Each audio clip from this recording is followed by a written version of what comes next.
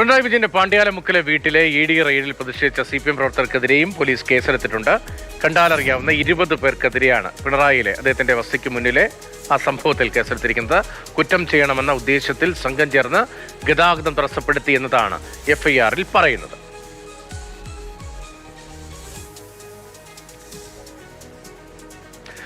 അനന്തകൃഷ്ണ വിവരങ്ങളുമായി തിരുവനന്തപുരത്ത് നമുക്കൊപ്പം ചെയ്യുന്നുണ്ട്. അനന്തൻ, ഇപ്പോൾ ആകെ കുഴഞ്ഞു മറിഞ്ഞൊരു സ്ഥിതിയാണല്ലോ. ഇന്നിപ്പോൾ മുഖ്യമന്ത്രി അല്ല, പ്രതിപക്ഷ നേതാവ് പിണറായി വിജയൻ തന്നെ പറയുന്നുണ്ട് തനിക്ക് നേരെ ചോദ്യമൊന്നും ഉണ്ടായില്ല. അതായത് മകളെ ലക്ഷ്യമിട്ടാണ് ED ഉദ്യോഗസ്ഥർ എത്തിയത്. അപ്പോൾ CPM തീർത്ത പ്രതിരോധം അത് ഇന്നിപ്പോൾ രാഷ്ട്രീയമായി പൊളിഞ്ഞു പോവുകയായിരുന്നു.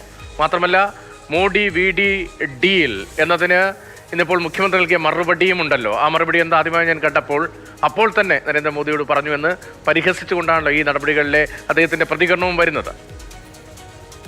രതീഷ്, പ്രതിപക്ഷ നേതാവ് പിണറായി വിജയന്റെ വീട്ടിൽ ED റെയ്ഡ് നടക്കുന്നു എന്ന വാർത്ത പുറത്തു വന്നതിന് ശേഷം ഏതാണ്ട് 1.5 മണിക്കൂർ കഴിഞ്ഞിട്ടാണ് അതിലൊരു രാഷ്ട്രീയ നിലപാട് CPM കൈക്കൊണ്ടത്. മാത്രമല്ല അവൈലബിൾ സംസ്ഥാന സെക്രട്ടേറിയറ്റ് ചേർന്നുകൊണ്ടാണ് ഇതിനെ ജനകീയമായി പ്രവർത്തകരെ തെരുവിൽ അണിനിരത്തിക്കൊണ്ട് പ്രതിരോധിക്കണമെന്നൊരു തീരുമാനത്തിലേക്ക് എത്തിയത്. അതിന് കാരണമായി അന്നേരം CPM വിശദീകരിച്ചത് മകൾക്കെതിരായ കമ്പനിയുടെ കേസുമായി ബന്ധപ്പെട്ട റെയ്ഡ്, മകളുടെ കമ്പനിയുമായി ബന്ധപ്പെട്ട റെയ്ഡാണ്. അതിൽ CPM-ന് ആ റെയ്ഡിന് നടക്കുന്നതിനെയോ ആ റെയ്ഡ് തടസ്സപ്പെടുത്തുന്നതോ CPM നിലപാടല്ല. പക്ഷേ പ്രതിപക്ഷ നേതാവ്, മുൻ മുഖ്യമന്ത്രി, CPM-ന്റെ പോളിറ്റ് ബ്യൂറോ അംഗം പിണറായി വിജയൻ താമസിക്കുന്ന വീട്ടിൽ എൻഫോഴ്സ്മെന്റ് ഡയറക്ടറേറ്റ് റെയ്ഡുമായി എത്തി.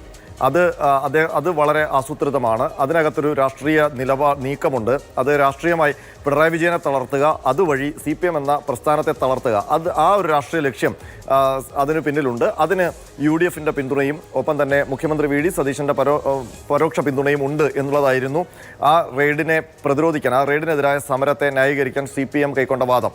അതിനുശേഷമാണ് CPM ആ വാദം ഉന്നയിച്ചുകൊണ്ടാണ് CPM സംസ്ഥാന സെക്രട്ടറിയുടെ ആഹ്വാനപ്രകാരം പ്രവർത്തകർ തെരുവിലേക്ക് വരികയും ED-ക്കെതിരെ പ്രതിഷേധം കടുപ്പിക്കുകയും ചെയ്തത്. എന്നാലും ഇന്നിപ്പോൾ പ്രതിപക്ഷ നേതാവ് പിണറായി വിജയൻ തന്നെ പറഞ്ഞത് താൻ ആ റെയ്ഡിന്റെ തനിക്കെതിരെ റെയ്ഡിന്റെ ഭാഗമായിട്ട് ഒരു നടപടിയും ഉണ്ടായിട്ടില്ല, തന്നോടൊരു ചോദ്യം ചോദിച്ചില്ല, എല്ലാം മകൾ വീണയോടായിരുന്നു ഉണ്ടായിരുന്നത് എന്നുള്ളതാണ്. അതോടുകൂടി പിണറായി വിജയന് നേരെ ആ നടപടി ED-യുടെ ഭാഗത്തുനിന്ന് ഉണ്ടായില്ല എന്നുള്ളത് വ്യക്തമാണ്. പക്ഷേ CPM എടുത്തിരിക്കുന്ന സ്റ്റാൻഡ് പിണറായി വിജയൻ ഇരിക്കുന്ന വീട്ടിലേക്ക് എന്തിനാണ് എൻഫോഴ്സ്മെന്റ് ഡയറക്ടറേറ്റ് വന്നത്, അതിന്റെ ലക്ഷ്യം രാഷ്ട്രീയമാണ്, അത് പ്രസ്ഥാനത്തെ തളർത്തുക എന്ന ലക്ഷ്യത്തോട് തന്നെയാണ് എന്നുള്ളതാണ് CPM ഇപ്പോഴും ഉന്നയിക്കുന്നത്. അതിലിപ്പോഴും CPM ഉറച്ചു നിൽക്കുകയാണ്. ഏതായാലും ഈ റെയ്ഡുമായി ബന്ധപ്പെട്ട് ഇനി